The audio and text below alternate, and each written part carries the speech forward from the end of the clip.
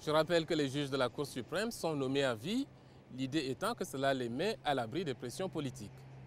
Je me suis entretenu avec l'un d'entre eux, Stephen Breyer. Âgé de 72 ans, cet ancien professeur de droit de l'université Harvard a été nommé à la Cour suprême par le président Bill Clinton.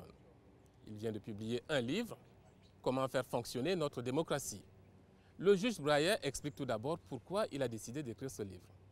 J'espère expliquer aux personnes qui ne sont pas juges, qui ne sont pas même avocats, exactement ce que nous faisons dans les tribunaux et pourquoi cette chose est importante à eux.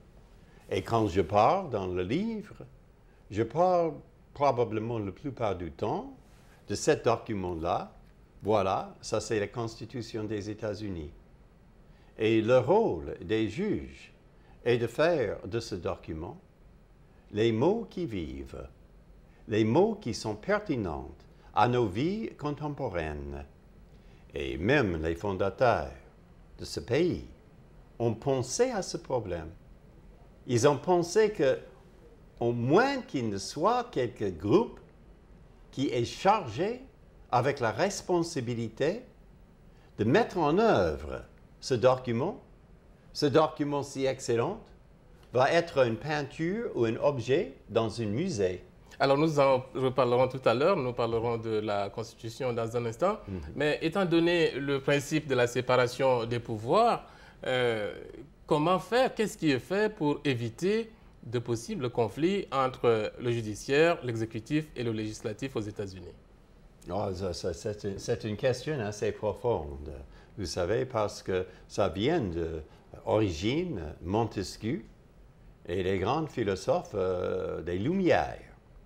Ils ont pensé, ils ont trouvé dans une séparation de pouvoir exécutif, président, législatif, congrès et judiciaire. Ils ont trouvé dans cette séparation une protection de la liberté personnelle parce qu'il n'y a aucun groupe qui peut devenir trop puissant. En même temps, on doit avoir une coopération entre ces trois groupes différents parce que sans cette coopération, le gouvernement du pays ne marchera pas. Mais est-ce qu'il est possible pour le président ou le Congrès d'ignorer une décision de la Cour? Et dans ce cas, qu'est-ce qui se passerait? Ah, quelle question! Quelle question! J'ai reçu, est-ce que je peux élaborer un peu? Oui. Cette exacte question m'a été posée par le président de la Cour constitutionnelle de Ghana, une femme qui essaie à faire un pays, une démocratie protectrice de droits humains. Et comment le faire? Elle m'a posé la question exactement comme ça. Quelle est la magie? Quel est le mot magie qui assure que même le président des États-Unis, même le président, même les gens ordinaires vont faire ce qu'ils disent les cours quand ils interprètent ce document. Et quelle est cette magie? Oui, quelle est cette magie? J'ai dit, il n'y a pas de magie, il n'y a pas de mots, il n'y a que l'histoire. Et j'ai expliqué 3 anecdotes. Première anecdote, 1834 environ. La Cour suprême tranchait une affaire où il était décidé que le nord de l'État de Géorgie appartient aux Indiens, les Cherokees, Oui. et pas les Géorgiens.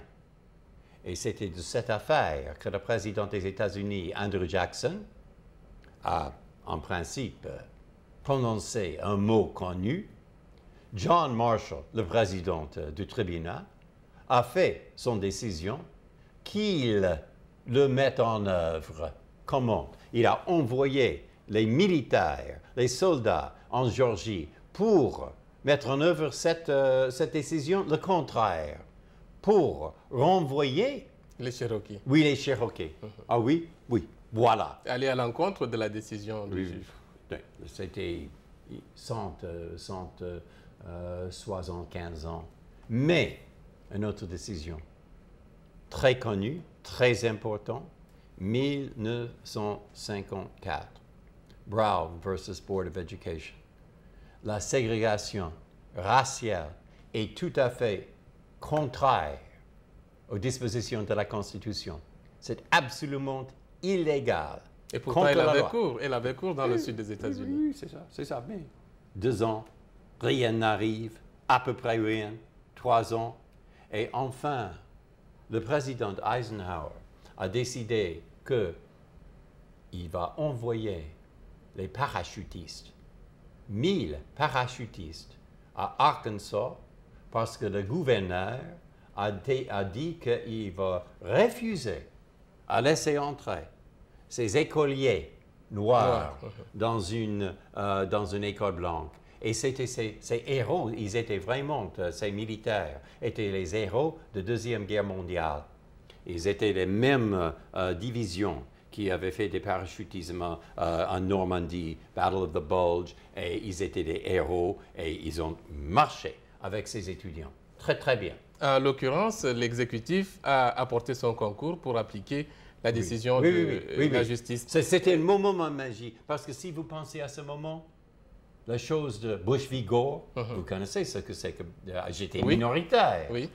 Mais j'ai entendu le président, chef des démocrates en Congrès, il a dit la chose plus remarquable de cette affaire, c'est la chose qui n'est pas souvent remarquée, même s'il avait tort, la Cour, et j'ai pensé tort. Même les citoyens des États-Unis ont suivi cette opinion sans violence. De temps en temps, quelqu'un me dit, il aurait été mieux s'il y avait été de la violence. J'ai dit, vraiment? Vous pensez ça? Regardez sur la télévision. Regardez ce qui arrive dans les pays. Donc la Cour suprême, en l'occurrence, a joué un rôle de stabilisation de la société. C'est ça. Voilà, c'est ça. Un prix qu'on va payer pour avoir des juges, et des juges sont des êtres humains. Donc, de temps en temps, ils vont faire des fautes. Mais le contraire est d'avoir un système où on résout des difficultés par la force, par la violence. Et ce qui serait le chaos. Oui, c'est ça.